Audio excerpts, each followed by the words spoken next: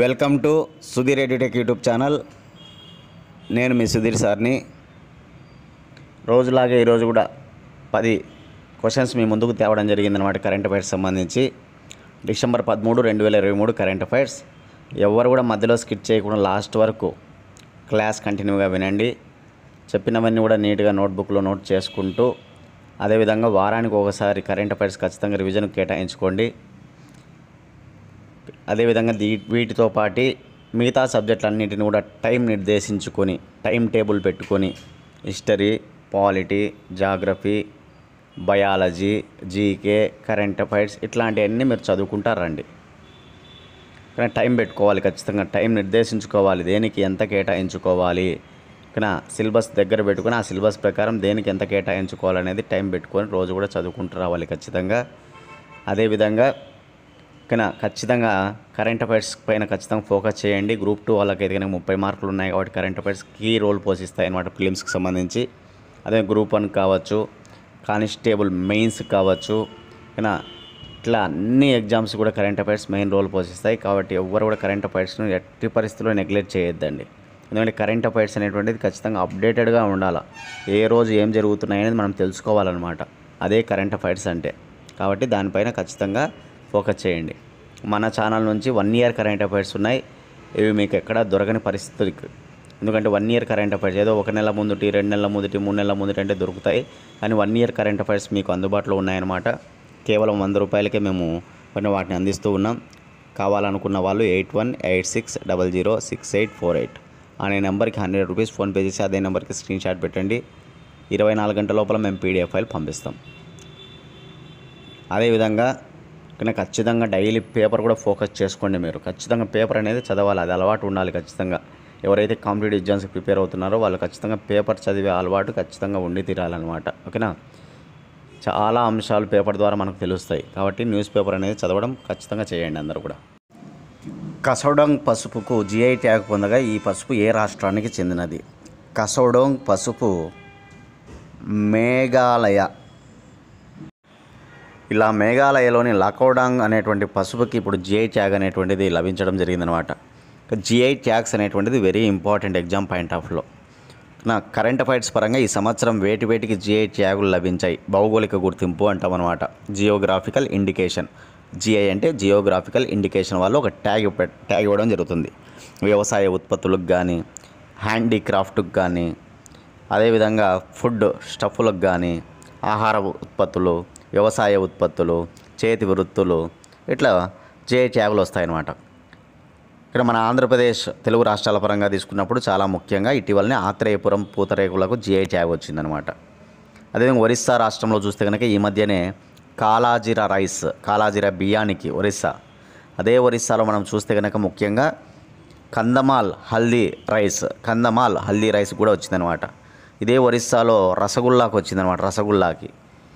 ఇక జమ్మూ కాశ్మీర్లో చాలా వెరీ ఇంపార్టెంట్గా కాశ్మీర్ సాఫ్రాన్ కుంకుమ పువ్వు ఉంటుంది కదా, కుంకుమ పువ్వుకి వచ్చింది, కాశ్మీర్ కుంకుమ పువ్వుకి. అదేవిధంగా కాశ్మీర్లోని కాశ్మీర్ అస్మినాకి ఇటీవల జిఐ ట్యాగ్ వచ్చిందనమాట. ఇక మణిపూర్ బ్లాక్ రైస్కి వచ్చిందనమాట.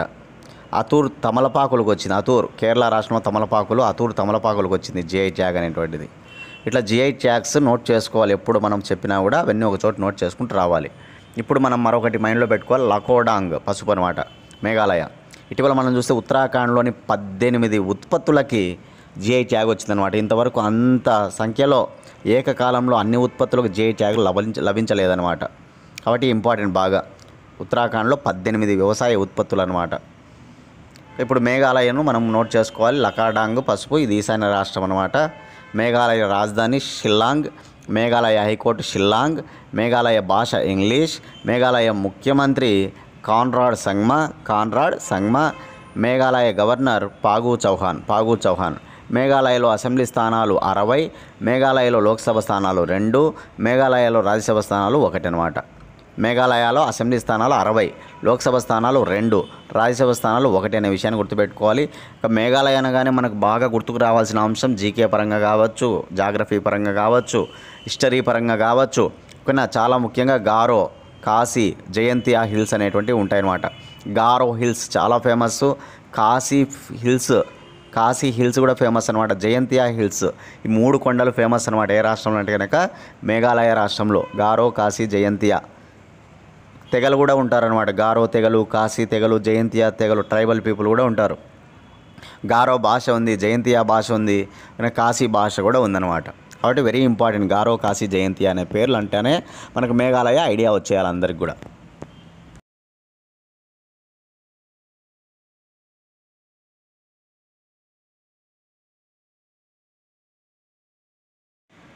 ముంబై తీరంలో భారత నావికాదళం నిర్వహించే విన్యాసం పేరు. ముంబై తీరంలో భారత నావికాదళం నిర్వహించే విన్యాసం పేరే ప్రస్థాన్ అనేది ముంబై తీరంలో భారత నావికాదళం నిర్వహించినటువంటి విన్యాసం పేరు అనమాట. నోట్ చేసుకోవాలి, చాలా వెరీ ఇంపార్టెంట్. ఈ ప్రస్థాన్ అనేటువంటి ఎక్సర్సైజు యాన్యువల్ ఎక్సర్సైజ్ అనమాట. అంటే సంవత్సరంలో 2 సార్లు నిర్వహించడం జరుగుతుందన్నమాట. ఇండియన్ నేవీ, భారత నావికాదళం ప్రతి ఏటా కూడా 2 సార్లు నిర్వహిస్తుందన్నమాట ఈ ప్రస్థాన్ అనేటువంటి ఒక వ్యాయామాన్ని. కాబట్టి గుర్తుంచుకోవాలి.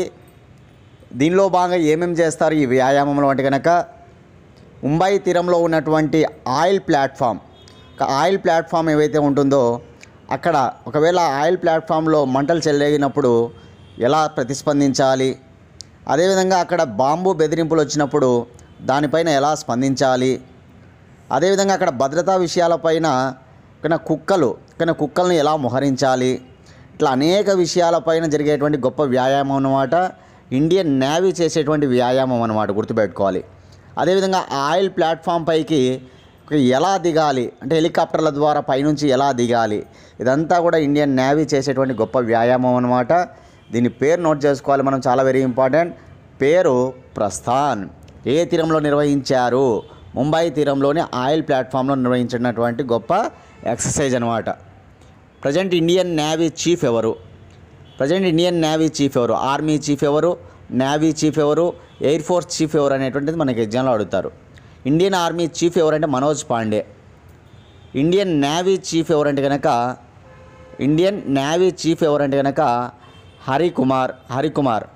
అదేవిధంగా ఎయిర్ ఫోర్స్ చీఫ్ మార్షల్ ఎవరంటే కనుక వివేక్ రామ్ చౌదరి.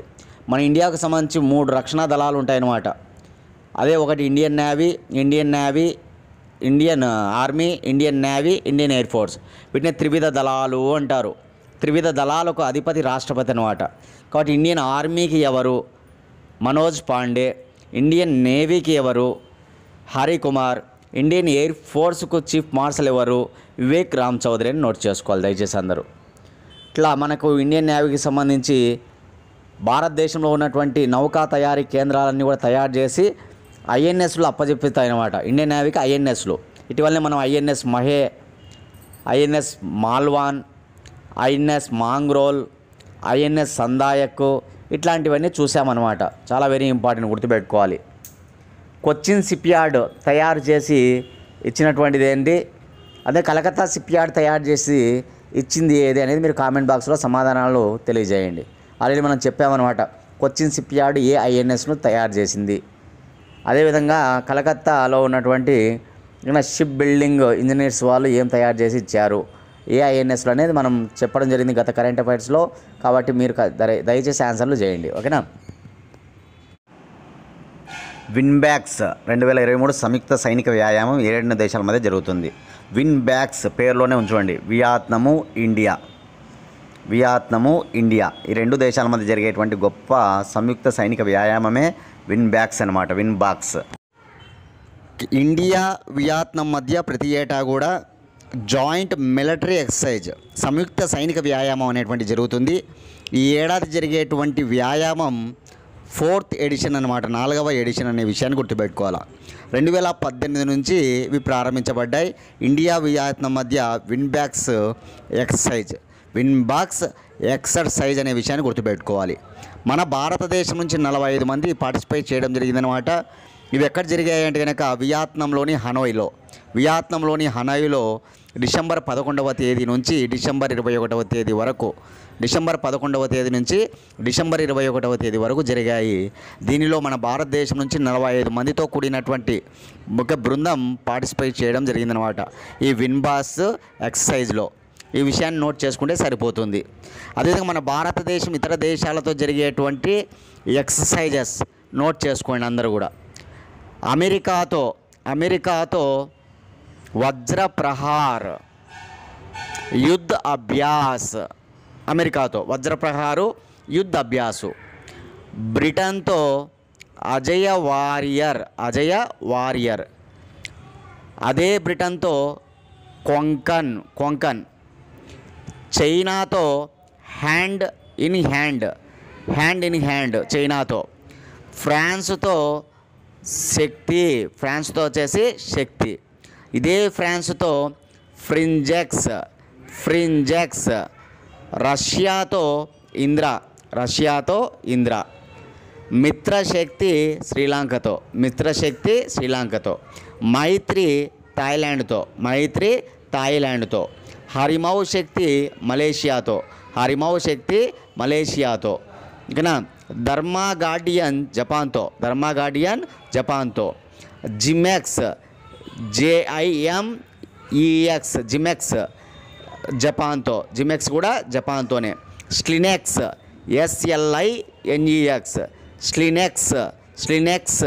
స్లినెక్స్ వచ్చేసి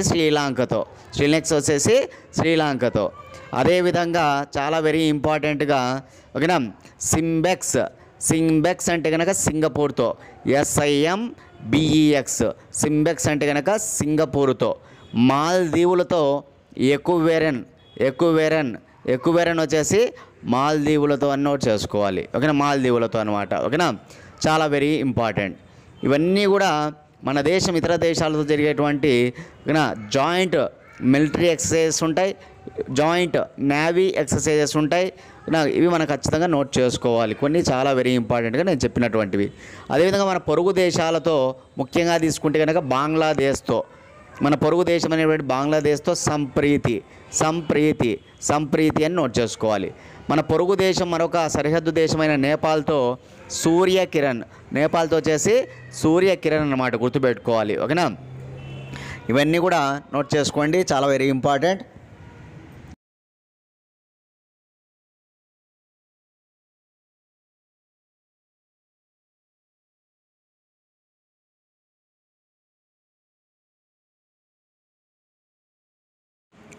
అవినీతి వ్యతిరేక నిరోధక ఛాంపియన్ 2023గా ఎవరు నిలిచారు?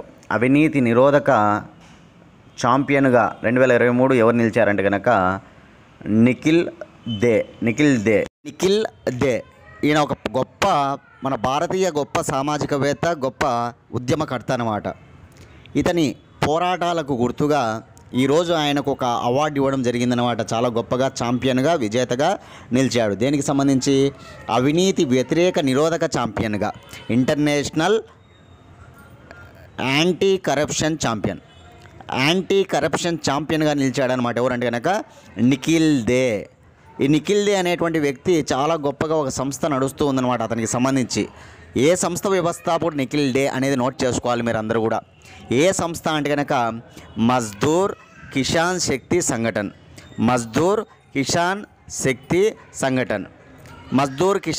సంఘటన్ అనేటువంటి సంస్థను స్టార్ట్ చేశాడనమాట ఇతను 1990లో.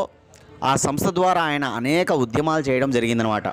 ఆహార హక్కు బిల్లు కోసం కావచ్చు, మానవ హక్కుల కోసం కావచ్చు, కరప్షన్కు వ్యతిరేకంగా కావచ్చు, ఇట్లా ఆయన పోరాటాలు జరుగుతూ ఉన్నాయన్నమాట. దానికి గుర్తుగా ఈరోజు ఆయనకు లభించినటువంటి గౌరవం ఏదంటే కనుక అదే అవినీతి వ్యతిరేక నిరోధక ఛాంపియన్, యాంటీ కరప్షన్ ఛాంపియన్గా నిఖిల్ దే. మనందరికీ తెలుసు డిసెంబర్ 9వ తారీఖున కరెంట్ అఫైర్స్లో మనం చెప్పుకున్నాం. ఏంటి?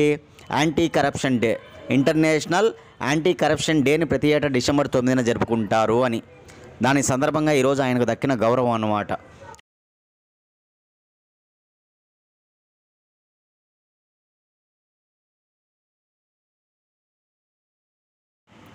రాజస్థాన్ కొత్త ముఖ్యమంత్రిగా ఎవరు నియమితులయ్యారు? రాజస్థాన్ కొత్త ముఖ్యమంత్రిగా నియమితులైన వారు భజన్ లాల్ శర్మ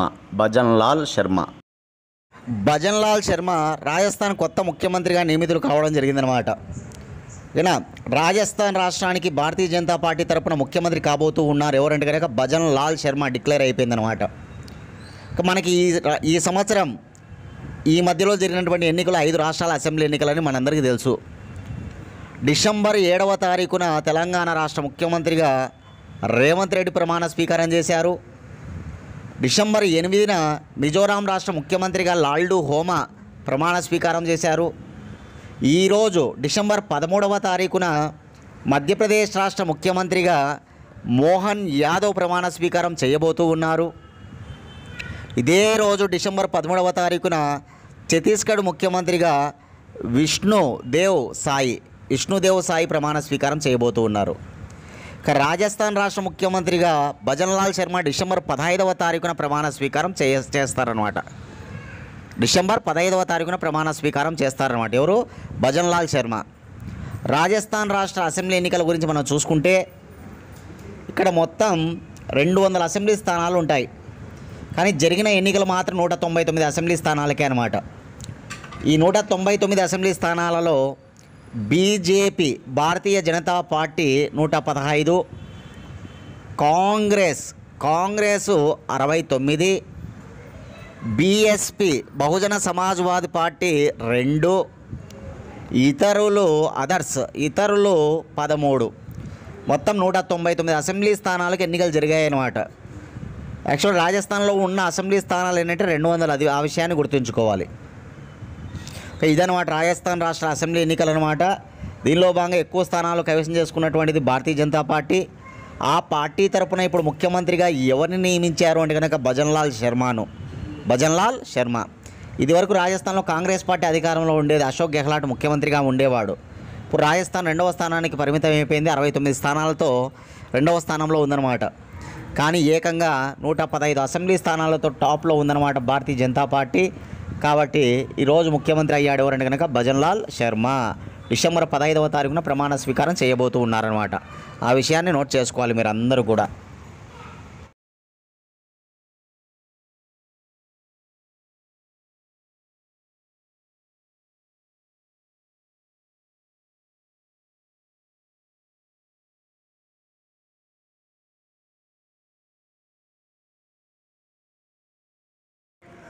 ప్రపంచంలో అత్యంత విలువైన 3వ పొగాకు కంపెనీగా ఏది నిలిచింది? 3వ అని ఉండాలి ఇక్కడ. 3వ పొగాకు కంపెనీగా ఏది నిలిచిందంటే కనుక India tobacco company limited. India tobacco company అనేది ప్రపంచంలో 3వ అతి విలువైన కంపెనీగా అవతరించిందనమాట. ఇది వరకు ఇండియా టొబాకో కంపెనీ అనేటువంటిది 4వ స్థానంలో ఉండేదన్నమాట ప్రపంచంలో. ఇప్పుడు బ్రిటిష్ అమెరికన్ టొబాకో కంపెనీని వెనుకకు నెట్టి నెట్టి 3వ స్థానంలో నిలిచిందనమాట ప్రజెంట్ ఇండియా టొబాకో కంపెనీ అనమాట. ఈ ఇండియా టొబాకో కంపెనీ ప్రధాన కార్యాలయం కలకత్తాలో ఉంటుందన్నమాట. వెస్ట్ బెంగాల్లోని కలకత్తాలో ఉంటుందన్నమాట. గుర్తుపెట్టుకోవాలి. ప్రపంచంలోని 19 కంపెనీల లిస్ట్ అనమాట ఇది. ఈ 19 విలువైన కంపెనీల పరంగా, టొబాకో కంపెనీల పరంగా మొత్తం మార్కెట్ ఎంత ఉందంటే కనుక $450 బిలియన్ ఉంటుందన్నమాట. $450 బిలియన్ ఉందన్నమాట 19 కంపెనీల మార్కెట్ విలువ అనమాట. మొట్టమొదటి విలువైన కంపెనీ ఏది అంటే కనుక ఫిలిప్ మోరిస్ అమెరికాకు చెందినటువంటిది అనమాట. Philip Morris. రెండవ కంపెనీ ఆల్ట్రియా గ్రూప్ అనమాట. థర్డ్ ఈ ఇండియా టొబాకో కంపెనీ అనమాట. గుర్తుపెట్టుకోవాలి. ఫిలిప్ మోరిస్ అనేటువంటిది 147 బిలియన్ డాలర్లతో నిలిచిందనమాట. ఆల్ట్రియా గ్రూప్ వచ్చేసి $74 బిలియన్ నిలిచింది. ఐటీసీ అంటే ఇండియా టొబాకో కంపెనీ అనేటువంటిది $68 బిలియన్ ఉంది. బ్రిటిష్ అమెరికన్ టొబాకో అనేటువంటిది ప్రజెంట్ $68 బిలియన్ ఉందన్నమాట. తర్వాత జపాన్ పొగాకు అనేటువంటిది 5th ప్లేస్లో ఉంటుందన్నమాట. 5th ప్లేస్లో జపాన్ టొబాకో. గుర్తుపెట్టుకోవాలి. Philip Morris, Altria group, India tobacco company, British American tobacco, Japan పొగాకు వరుసగా 5 స్థానాలు చెప్పానమాట నేను. మొత్తం 19 కంపెనీల విలువ చూస్తే కనుక $450 బిలియన్ ఉంది. మన ఇండియన్ టొబాకో కంపెనీ విలువ ఎంత అంటే కనుక $68 బిలియన్. తొలి స్థానంలో నిలిచిన ఫిలిప్ మోరిస్ కంపెనీ విలువ ఎంత అంటే కనుక 147 బిలియన్ అని నోట్ చేసుకోవాలి అందరూ కూడా. చూడండి, పొగాకు నికోటియానా టొబాకం. పొగాకు శాస్త్రీయ నామం ఏదంటే నికోటియానా టొబాకం అనమాట. ప్రపంచంలో పొగాకు ఉత్పత్తిలో ప్రథమ దేశం చైనా అయితే రెండవ స్థానం ఇండియా అనమాట. చైనా తర్వాత ఇండియా టాప్ ఉంటుందన్నమాట ఉత్పత్తి ప్రొడక్షన్ అనమాట. అదేవిధంగా భారతదేశంలో పొగాకు ఉత్పత్తిలో ప్రథమ రాష్ట్రం గుజరాత్ అయితే రెండవ రాష్ట్రం ఆంధ్రప్రదేశ్ అనమాట. పొగాకు ఉత్పత్తిలో ప్రథమ రాష్ట్రం గుజరాత్, సెకండ్ ఆంధ్రప్రదేశ్ అనే విషయాన్ని గుర్తుపెట్టుకోవాలి. ఆంధ్రప్రదేశ్లో ఓకేనా మనకి గుంటూరు, గోదావరి జిల్లాలు టాప్లో ఉంటాయన్నమాట. గుంటూరు, గోదావరి జిల్లాలో. జాతీయ పొగాకు పరిశోధనా కేంద్రం నేషనల్ టొబాకో రీసెర్చ్ సెంటర్ ఎక్కడ ఉంటుంది అని అడుగుతాడు ఎగ్జామ్లో. ఆంధ్రప్రదేశ్లోని రాజమండ్రిలో ఉంటుందన్నమాట. రాజమండ్రి అనమాట. నేషనల్ టొబాకో రీసెర్చ్ సెంటర్, జాతీయ పొగాకు పరిశోధనా కేంద్రం ఎక్కడ? రాజమండ్రి, ఆంధ్రప్రదేశ్ అనమాట. అదే పొగాకు బోర్డు ఎక్కడ ఉంటుందంటే గుంటూరులో ఉంటుంది. ఇక టొబాకో బోర్డు ఎక్కడ ఉంది? గుంటూరులో ఉందన్నమాట, గుర్తుపెట్టుకోవాలి. నికోటియానా టొబాకం సైంటిఫిక్ నేమ్ అనమాట. పొగాకు ఉత్పత్తిలో ప్రథమ, ద్వితీయ స్థానాలు గల దేశాలు చైనా, ఇండియా. భారతదేశంలో పొగాకు ఉత్పత్తిలో ప్రథమ, ద్వితీయ రాష్ట్రాలు గుజరాత్, ఆంధ్రప్రదేశ్. ఆంధ్రప్రదేశ్లో పొగాకు ఉత్పత్తిలో ప్రథమ, ద్వితీయ జిల్లాలు గుంటూరు, గోదావరి జిల్లా, తూర్పు గోదావరి జిల్లా అనమాట. ఇవి నోట్ చేసుకోవాలి. ఇప్పుడు ఇండియా టొబాకో కంపెనీ అనేటువంటిది 3వ స్థానంలో నిలిచిందనమాట. ర్యాంకింగ్స్ పరంగా గుర్తుపెట్టుకోవాలి. 3వ స్థానంలో విలువైన కంపెనీగా నిలిచిందనమాట.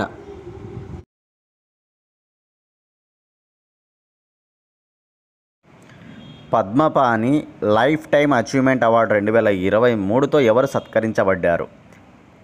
Answer Javed Akhtar.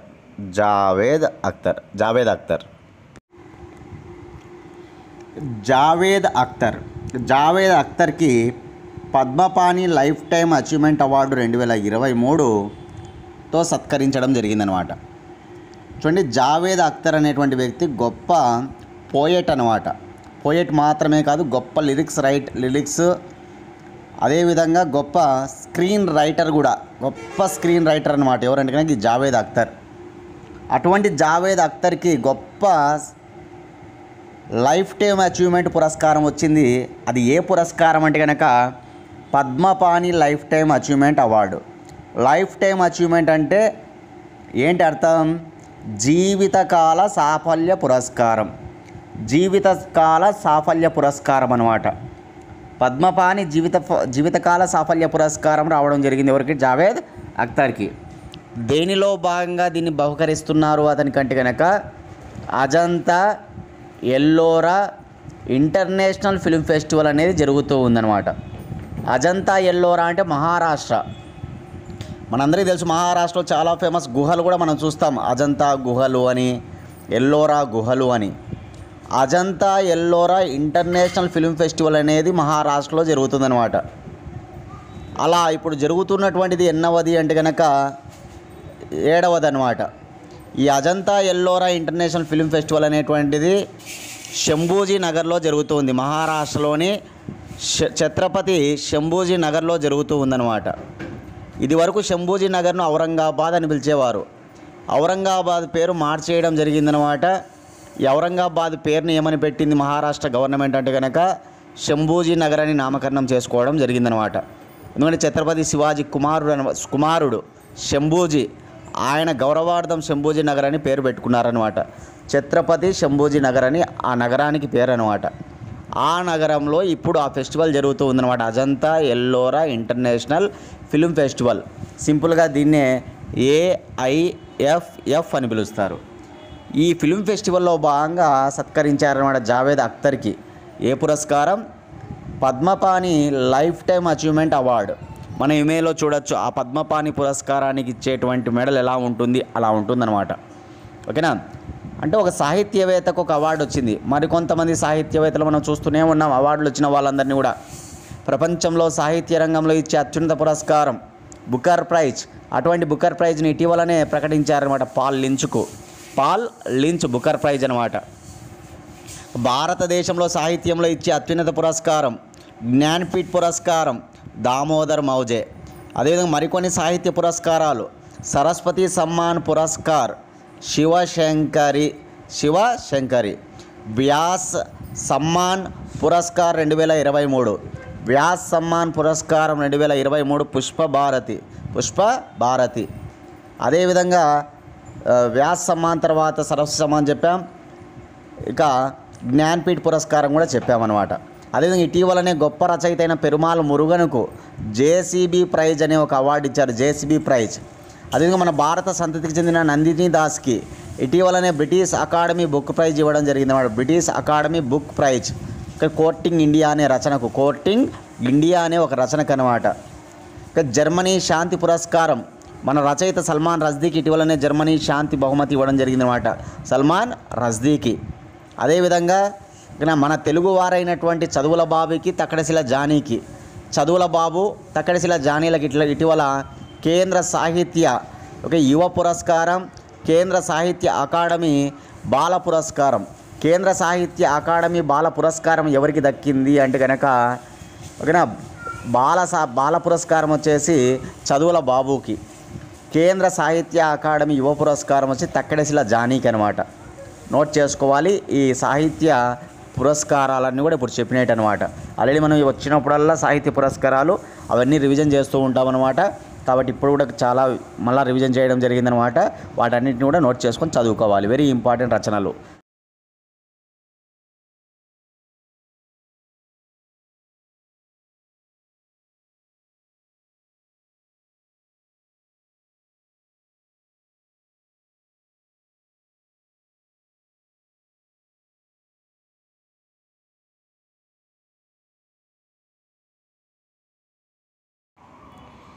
Diwali power of 1 2023 పురస్కారంకు ఎంపికైన ఐక్యరాజ్యసమితి మాజీ సెక్రటరీ జనరల్ ఎవరు? Ban Ki moon.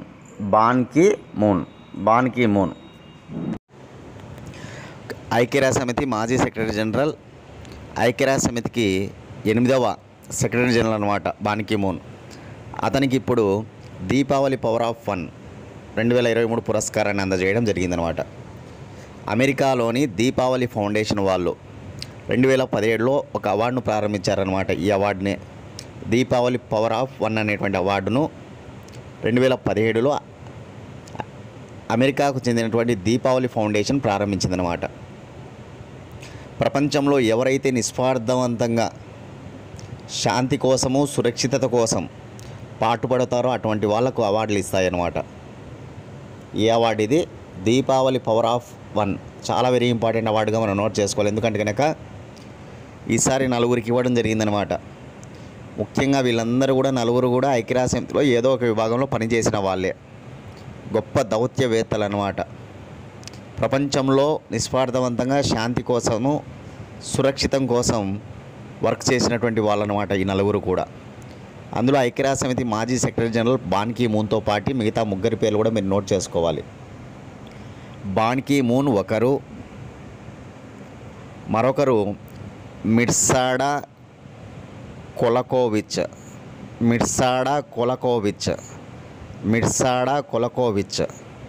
Number 3 Kim Sook. Number 4 Miroslav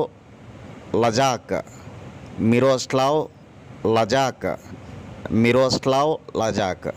ఈ 4గురి పేర్లు నోట్ చేసుకోవాలి. ఈ అవార్డుకు సంబంధించి గొప్ప దౌత్యవేత్త అంటే అంబాసిడర్స్ అనమాట. మనందరికీ బాగా తెలిసిన వాడు బాన్ కీ మూన్ అనమాట, మాజీ యుఎన్ఓ సెక్రటరీ జనరల్ అనమాట. ఎవరు? Ban Ki Moon. ఇప్పుడు ఎవరున్నారు యుఎన్ఓకు? యాంటోనియో గుటెరెస్ ఉన్నాడు, 9వ సెక్రటరీ జనరల్గా ఉన్నాడు. 9వ సెక్రటరీ జనరల్గా పనిచేస్తున్నాడు. ఎవరు? యాంటోనియో గుటెరెస్ అనమాట. పోర్చుగల్ దేశానికి చెందినవాడు. అదే బాన్ కీ మూన్ అయితే దక్షిణ కొరియాకు చెందినవాడు అనమాట, బాన్ కీ మూన్. ఓకేనా. ఈ ఐక్యరాజ్యసమితికి సంబంధించిన 4గురు దౌత్యవేత్తలకు ఈ ఏడాది అవార్డు ఇవ్వడం జరిగింది, గుర్తుపెట్టుకోవాలి. అవార్డు పేరు దీపావళి పవర్ ఆఫ్ 1 2017లో ప్రారంభించడం జరిగిందనమాట. ఈ అవార్డును అమెరికాకు చెందిన ఫౌండేషన్ దీపావళి ఫౌండేషన్ ఇవ్వడం జరుగుతుంది. ప్రపంచంలో శాంతికి ఎవరైతే పనిచేస్తారో శాంతి కోసం వాళ్లకు అవార్డుని ఇవ్వడం జరుగుతుందన్నమాట. ఈ అవార్డునే ఆస్కార్ ఆఫ్ డిప్లొమసీ అని కూడా పిలుస్తారన్నమాట. ఈ అవార్డును దీపావళి పవర్ ఆఫ్ 1 పురస్కారాన్ని. కానీ ఇవి నోట్ చేసుకోవాలి అందరూ కూడా, చాలా వెరీ ఇంపార్టెంట్. ఓకేనా.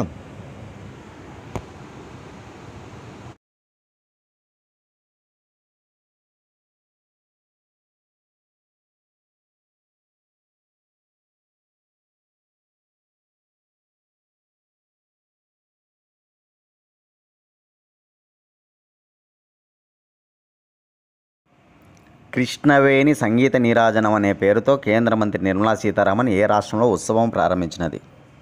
కృష్ణవేణి సంగీత నీరాజనం. కృష్ణవేణి సంగీత నీరాజనాన్ని ఆంధ్రప్రదేశ్ రాష్ట్రంలో కేంద్ర ఆర్థిక మంత్రి ప్రారంభించిందనమాట. కృష్ణవేణి సంగీత నీరాజనం అనే పేరుతో కేంద్ర మంత్రి నిర్మలా సీతారామన్ ఆంధ్రప్రదేశ్ రాష్ట్రంలోని విజయవాడలోని తుమ్మలపల్లి కళాక్షేత్రంలో కానీ ఈ ఉత్సవాన్ని ప్రారంభించడం జరిగిందనమాట. ఈ ఫెస్టివల్ ప్రారంభించింది ఎవరంటే కనుక నిర్మలా సీతారామన్, మన కేంద్ర ఆర్థిక మంత్రి, ఫినాన్స్ మినిస్టర్ అనమాట. ఓకేనా, ఈ ఉత్సవం పేరు నోట్ చేసుకోవాలి, కృష్ణవేణి సంగీత నీరాజనం. ఇది 3 రోజుల ఫెస్టివల్ అనమాట. డిసెంబర్ 12వ తేదీన ప్రారంభించబడింది. 12, 13, 14 డిసెంబర్ 12, 13, 14 ఈ 3 రోజుల పాటు ఆంధ్రప్రదేశ్లోని విజయవాడలోని తుమ్మలపల్లి కళాక్షేత్రంలో జరుగుతుందన్నమాట. ఎవరెవరు దీన్ని చేయడం జరిగింది అంటే కనుక, ఒకటి కేంద్ర పర్యాటక మరియు సాంస్కృతిక శాఖ, టూరిజం అండ్ కల్చరల్ మినిస్ట్రీ అనమాట. ఎవరు మనకు మినిస్టరు? కిషన్ రెడ్డి. అదేవిధంగా కేంద్ర ప్రభుత్వానికి సంబంధించి మరొక శాఖ కూడా కేంద్ర జౌళి శాఖ, అంటే టెక్స్టైల్ మినిస్ట్రీ అనమాట. టెక్స్టైల్ మినిస్టర్ ఎవరు? మన టెక్స్టైల్ మినిస్టర్, కేంద్ర టెక్స్టైల్ మినిస్టరు పీయూష్ గోయల్ అనమాట. పీయూష్ గోయల్. అదేవిధంగా ఆంధ్రప్రదేశ్ ప్రభుత్వము మరియు సంగీత నాటక అకాడమీ, వీళ్ళందరూ కలిసి వీళ్ళందరి కొలాబరేషన్తో ఈ ఉత్సవం అనేటువంటిది జరిగిందనమాట. నోట్ చేసుకోవాలి, కృష్ణవేణి సంగీత నీరాజనం. కేంద్ర సంగీత నాటక అకాడమీ ఉంది ఇందులో, ఆంధ్రప్రదేశ్ రాష్ట్ర ప్రభుత్వం ఉంది, కేంద్ర పర్యాటక మరియు సాంస్కృతిక శాఖ ఉంది, కేంద్ర టెక్స్టైల్ మినిస్ట్రీ ఉందన్నమాట. నోట్ చేసుకోవాలి. కానీ ఎవరు ప్రారంభించారు దీన్ని అంటే మాత్రం కేంద్ర ఆర్థిక మంత్రి నిర్మలా సీతారామన్ గారు ప్రారంభించారు. ఎందుకంటే నిర్మలా సీతారామన్ మన ఆంధ్రప్రదేశే, ఆమె తెలుగు పర్సనే అనమాట. తెలుగు భాష చెందినటువంటి గొప్ప రాజకీయ నాయకురాలన్నమాట. కేంద్ర ఆర్థిక మంత్రిగా పనిచేస్తుంది భారతీయ జనతా పార్టీలో. మన అందరికీ తెలుసు అనమాట. చాలా వెరీ ఇంపార్టెంట్.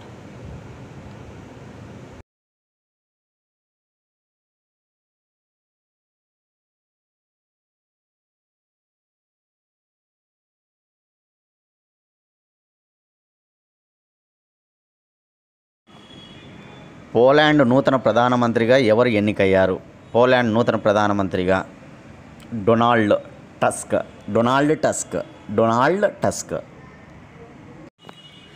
ఈ డొనాల్డ్ టస్కే ఇప్పుడు పోలాండ్ దేశానికి నూతన ప్రైమ్ మినిస్టర్గా నియమించబడడం జరిగిందనమాట. ఎన్నిక కావడం జరిగింది, గుర్తుపెట్టుకోవాలి. పోలాండ్ రాజధాని Warsaw, Poland currency zloty, Poland new prime minister Donald Tusk అనే విషయాన్ని నోట్ చేసుకోండి. అదేవిధంగా రీసెంట్గా మరొక 3 ప్రధానమంత్రులు మనకి ఎలక్ట్ కావడం జరిగిందనమాట. ఇక్కడ ఆప్షన్స్లో ఉన్నారు చూడండి 4. ఆ 4 పేర్లు నేను ఇవ్వడం జరిగిందనమాట, మీరు నోట్ చేసుకుంటారని చెప్పేసి. నూతన ప్రధానమంత్రుల పేర్లు: స్పెయిన్ ప్రధానమంత్రి పెడ్రో సాంచేజ్, లక్సెంబర్గ్ ప్రధానమంత్రి లుక్ ఫ్రిడెన్, స్లోవేకియా ప్రధానమంత్రి రాబర్ట్ ఫికో, పోలాండ్ ప్రధానమంత్రి డొనాల్డ్ టస్క్ అనమాట. స్పెయిను, లక్సెంబర్గు, స్లోవేకియా, పోలాండ్, ఈ 4 దేశాలు నేర్చుకోవాలి. అదేవిధంగా నూతనంగా ఒక 4 ప్రెసిడెంట్స్ కూడా నియమించబడ్డారన్నమాట. Presidents: Singapore president Tharman Shanmugaratnam, Ecuador president Daniel Noboa, Argentina president Javier Milei, మాల్దీవుల president Mohamed Muizzu. 4 presidents, 4 prime ministers కొత్తగా వచ్చిన వాళ్ళు అనమాట. వారిని మీరు నోట్ చేసుకొని బాగా చదివేసేయండి. ఓకేనా, very important. Okay, group 1 prelims కావచ్చు, గ్రూప్ 2 ప్రిలిమ్స్ కావచ్చు, కానిస్టేబుల్ మెయిన్స్ కావచ్చు. మీరు ఎవరైనా ఎగ్జామ్స్ రాయాలి అనుకుంటే ఓకే, మనం ఆ సిలబస్ ప్రకారము డైలీ టాపిక్ వైజ్ టెస్టులు పెడతాము, లాస్ట్ ఫైనల్గా గ్రాండ్ టెస్టులు పెడతామన్నమాట. మీకు చదువుకోవడానికి అనుకూలంగా ఉంటుంది కాబట్టి మీకు మేమే టాపిక్స్ పంపిస్తాం. ఆ టాపిక్ చదివి మీరు ఎగ్జామ్స్ రాస్తూ పోవాలన్నమాట. ఇది ఎగ్జామ్ ప్యాటర్న్ మాది. కాబట్టి ఎగ్జామ్ విషయాలకు సంబంధించి ఏవైనా మీకు డౌట్స్ ఉంటే కాల్ చేయండి. ఓకేనా? ఓకే, అతి తక్కువ అమౌంట్తోనే మేము ఎగ్జామ్స్ అనేటువంటివి మీకు కనెక్ట్ చేయడం జరుగుతుందన్నమాట. కాబట్టి మీరు 8186006848 అనే నెంబర్కి కాల్ చేసి ఎగ్జామ్ వివరాలు కనుక్కొని ఎగ్జామ్ గ్రూపులో యాడ్ అయ్యి డైలీ ఎగ్జామ్స్ రాసుకుంటూ అవి చదువుకుంటూ మీ సబ్జెక్టులు మీరు చదువుకోండి, మేము పెట్టేవి చదువుకుంటూ బాగా మీరు మరింతగా ఎక్కువ అంశాలు గ్యాదర్ చేసుకొని ఎగ్జామ్స్ ప్రిపేర్ కావాలని కోరుకుంటున్నాం. కాబట్టి అదేవిధంగా మన ఛానల్ నుంచి 1 year కరెంట్ అఫైర్స్ ఉన్నాయి. అవి కావాలనుకున్నా కూడా 100 రూపీస్ ఫోన్పే చేసి మీరు స్క్రీన్ షాట్ పెట్టి ఒక 24 hours వాటిని తీసుకోవచ్చు అనమాట. ఇట్లా ఎగ్జామ్స్ కావాలనుకున్నా, అదేవిధంగా ఆ పీడిఎఫ్ ఫైల్ కావాలనుకున్న 1 year కరెంట్ అఫైర్స్ మీరు ఆ నెంబర్కు కాల్ చేయండి. ఓకే ఫ్రెండ్స్, రేపటి క్లాస్లో మళ్ళీ కలుసుకుందాం. థ్యాంక్స్.